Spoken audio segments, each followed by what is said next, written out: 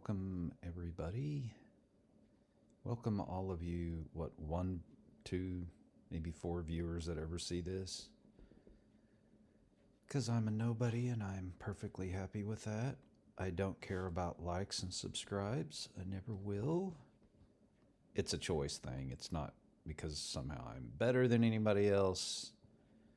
And I'm not saying all of this just to sound super religious. You could kind of go on and on with this. But anyway, I love it when people say, like and subscribe. It helps really put the word, it helps you make more money. Anyway, I shouldn't be mean. Especially for those that have sacrificed so much to build a YouTube channel. And it's got to be incredibly scary when they leave a good paying job to work for the kingdom of heaven, try to put out a good Christian YouTube channel. I can't even imagine. That's got to take a lot of courage. Anyway, help me, my fellow brethren, to decide on pre-trib or post-trib. I lean more towards pre-trib, and let me tell you why. So we have the account of the flood over here. You got Christ here in the middle. This is kind of a timeline. You got, this is the account where everything was normal. There was normal day-to-day life going on until Noah entered the ark and God shut the door on the ark and the floods came. So this is the scenario. This is how it went down. And this is important to look at when it comes to the idea of a pre-tribulation rapture, because we read in Matthew 24, but as the days of Noah were, so shall also the coming of the Son of Man be. For as in the days that were before the flood, they were eating and drinking, marrying and giving in marriage, until the day that Noah entered into the ark, and knew not until the flood came and took them all away. So shall also the coming of the Son of Man be. So God is telling us here, this is how it went down, obviously. Now, the pre-tribulation rapture scenario works like this. You've got a similar scenario, just like Jesus said in Matthew 24, that you're going to have a time where everything's hunky-dory. People are eating, drinking, marrying, and giving in marriage, and all of that until, boom, Christ returns. And I consider that the same event, Christ returning / the rapture. Now, you may be thinking Christ's return is him setting foot on Mount of Olives, but to me, that's all one event.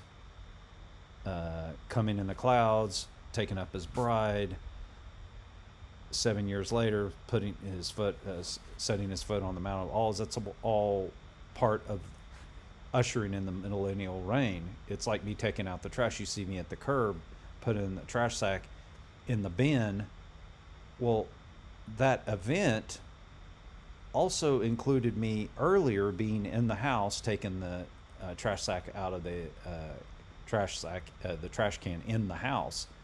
It's all one event called taking out the trash, even though it spans a small period of time. And just like in God's eyes, a year is as 1,000 years, as is 1,000 years as a day to the Lord. So, him coming in the clouds, snatching up his bride, 7 years later coming back, setting his foot on the Mount of Olives and ushering in his millennial. To me, that's easily one event. Just like the rapture, the rapture that occurred, the resurrection, I should say, is all one event. Just like when Jesus was resurrected, and then there were some saints that were seen walking around at that time, though they were also resurrected. So there's a period of time that goes on, and it says every man in his own time. When you look up the description of how the resurrection works, it's every man in his own time. So it's different times for different people. And Jesus was the first fruits. He was the first. Nobody was resurrected before Jesus. So you have the resurrection at the time of the rapture as well. It's all one event, though. It's the first. It's called the first resurrection. You don't want to be part of the second resurrection. That's not the good event. The good event is the first resurrection that we're all a part of right now. It's all part of the harvesting. So that's the way I see it anyway.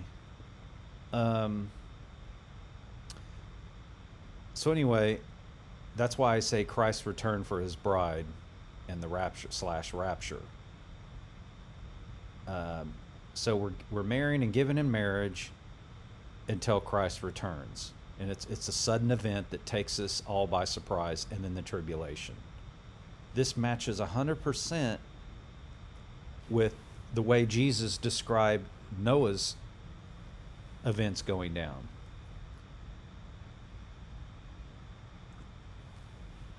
And you have normal day-to-day life matching our marrying and giving in marriage over here. Noah entering the ark and the door is shut, just like Christ's return and the door is shut, which we see in the parable of the 10 virgins. We see the door is shut there as well. So it's a very similar parallel that I don't think is by accident.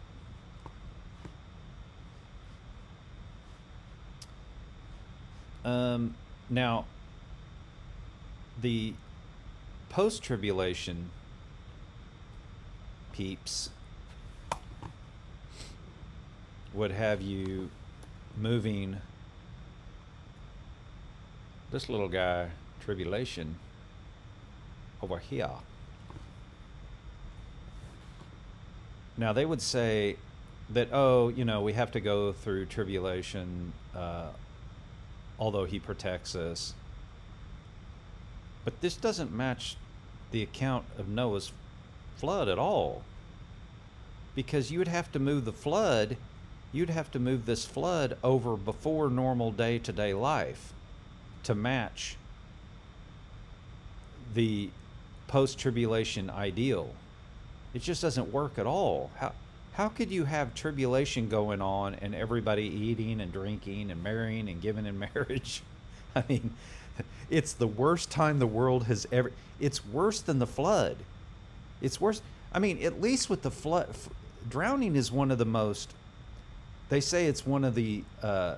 it's like the least painful, easiest natural way to die. It's the most comfortable, natural way to die. Which every time I say that, people are like, oh man, I can't imagine drowning. It'd have to be the worst. Like, okay, maybe on your psyche, it's terrible because you're drowning, but it's just you can't get air and you pass out. That's it. You just can't get air and you pass out. There's no pain involved. I mean, we've all drowned it a little bit. We've all sucked water into our lungs. It doesn't cause you pain. You just can't breathe. And then you eventually pass out. So, the world was overtaken by flood over here in Noah's days. Even though all flesh was killed except Noah and his family, the time of tribulation is going to be worse. It's going to be people experiencing... Like, that came up on them suddenly. Tribulation, it starts suddenly, yes. But it's a time of horrible, fearful experience of God's wrath. I mean, you think how fearful the Jews were at the base of Mount Sinai, just hearing God speak. That's all, just hearing God speak. Well, wait till you see God in action pouring out his wrath. Like don't give all the credit to Satan for don't be, you may watch your B-rated horror flicks and all that, but and you think those are scary. You know, that's all Satan's work. This is God pouring out his wrath. You're going to see fear, if I don't mean you, people that are here, God forbid anybody be here, but we know there will be people here, unfortunately. But you're talking a level of fear we don't even you cannot comprehend. This goes beyond Satan.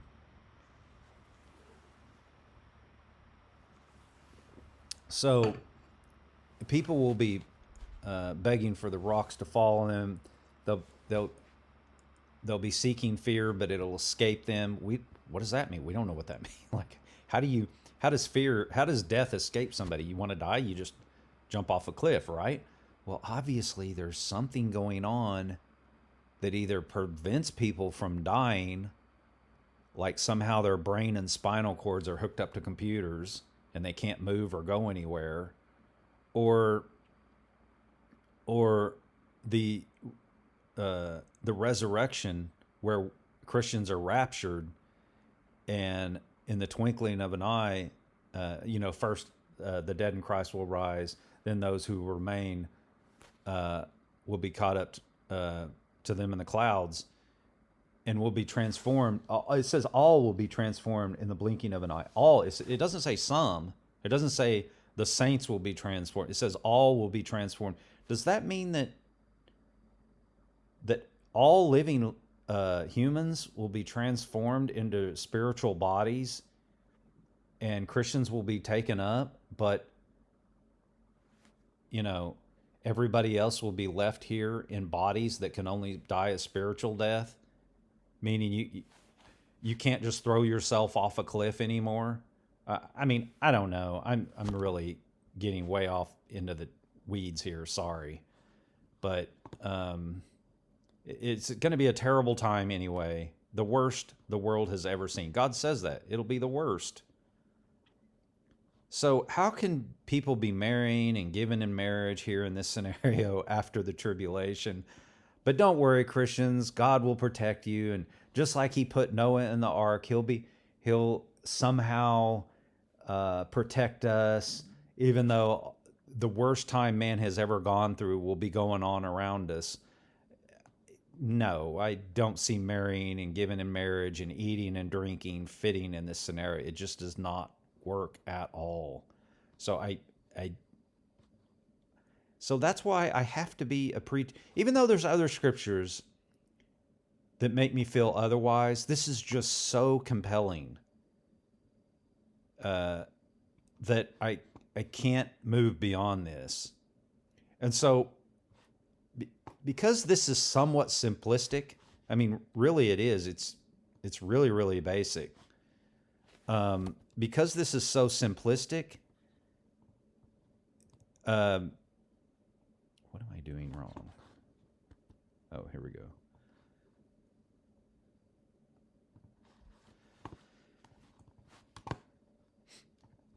Because this is so simplistic, I don't have to worry about trying to interpret it properly, or maybe I'm reading it wrong, or hey, I need to go find another piece of scripture to help support. No, it's pretty clear cut. This is the only way that this works. If you have another scenario, or you can explain how tribulation occurs before eating or drinking, marrying and giving in marriage, I'm all ears. So please speak up in the comments if you know of a scenario like that.